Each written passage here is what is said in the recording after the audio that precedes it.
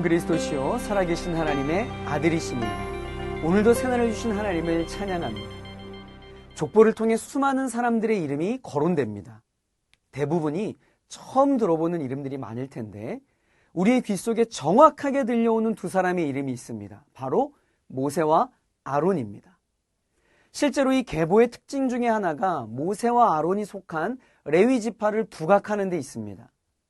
그런데 재미있는 사실이 족보를 마무리하면서 26절과 27절에 아론과 모세의 이름을 거론하고 있는데 그 순서가 서로 다르다라는 것입니다. 자, 무슨 말이냐면 26절에는 아론과 모세요라고 설명을 하고 있는 반면 27절에는 그 순서가 바뀌어 모세와 아론이었더라라고 소개를 하고 있다라는 것입니다. 물론 신학적 의미에서의 순서 배치라고 해석할 수도 있습니다. 레위 자손의 계보, 즉 아론의 대를 이은 대제사장이 될 자의 계보적 측면일 때는 자연스럽게 아론의 이름이 먼저 거론되는 것입니다.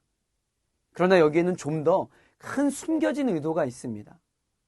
우리나라도 그러하지만 공식적인 자리에서 누군가를 소개할 때 그 순서에 대해 참 민감한 반응을 보입니다.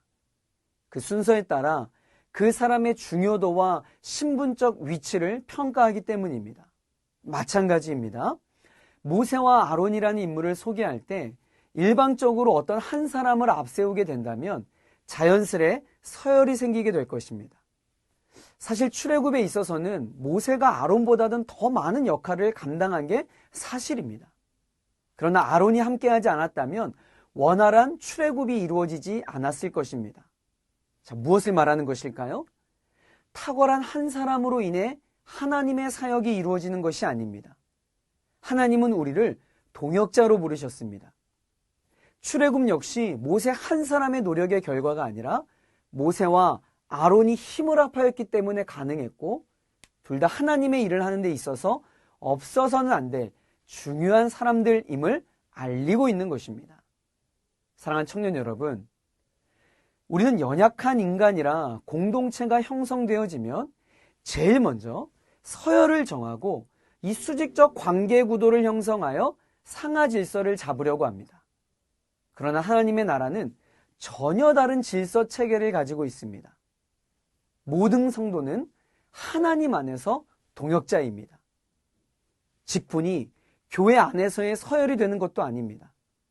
우리는 모두 다 하나님의 부르심을 받은 동역자요, 협력하여 하나님의 나라를 확장하게 될 주의 일꾼이라는 자기 정체성을 분명히 가져야 할 것입니다. 사랑하는 청년 여러분, 한 장 한 장의 벽돌이 쌓아져야 멋진 하나의 건물이 되는 것처럼 여러분들이 하나님의 나라를 이루어가는 너무나도 귀중한 지체들입니다.